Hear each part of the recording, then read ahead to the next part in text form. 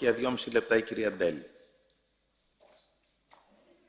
Monsieur le commissaire, chers collègues, souvenez-vous, il n'y a pas longtemps, 2009-2010, l'Europe était le leader de la lutte contre le réchauffement climatique. Nous votions un paquet climat-énergie pour fixer un cap à notre industrie en termes d'efficacité énergétique. Mais qu'avons-nous fait depuis? Les chiffres ne mentent pas, hélas.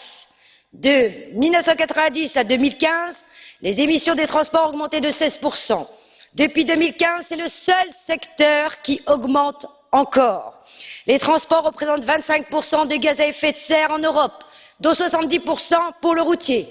La pollution de l'air provoque chaque année 400 000 morts prématurées en Europe. Elle entraîne des dépenses de santé allant de 330 milliards à 940 milliards d'euros par an. Mais nous devons faire quelque chose pour changer cela. C'est maintenant. Je vous rappelle la Commission en 2011. Vous aviez pris l'engagement que d'ici 2050, l'Europe réduise de 60% les émissions de CO2 des transports par rapport à 1990. Mais comment? Et c'est là où il faut être ferme et on a une belle feuille de route avec le rapport de M. Bas-Écoute. Ne finançons plus la recherche sur le diesel. Même le patron de Volkswagen le dit désormais.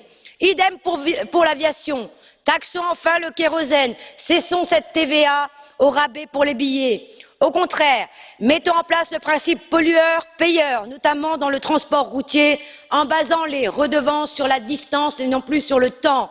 Fixons des quotas obligatoires de production de véhicules propres pour les constructeurs automobiles plutôt que de les inciter à le faire. Hélas, à la lecture de vos propositions, la Commission, sur les émissions de CO2 des véhicules, on dirait que l'Europe attend que le marché fasse des merveilles, alors que la Chine a décidé de produire un minimum de 10% de véhicules électriques dès 2019.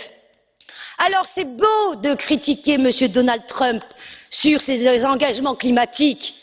Eh bien, c'est mieux que lorsque l'Europe reprenne le leadership en matière de changement climatique et devienne exemplaire. C'est pourquoi, mes chers collègues, je vous demande de suivre notre rapporteur, M. Bas-Écoute, afin de réaffirmer une ambition ferme. Notre objectif doit être clair, réduire réellement les émissions de CO2 des transports en Europe.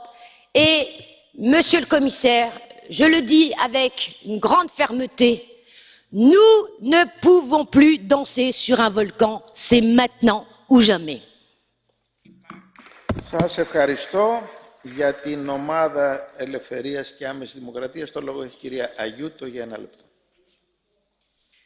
Sì, grazie Presidente. Colleghi, questo report contiene senza dubbio diversi elementi positivi, quali l'attenzione alla promozione e allo sviluppo delle tecnologie alternative per la mobilità,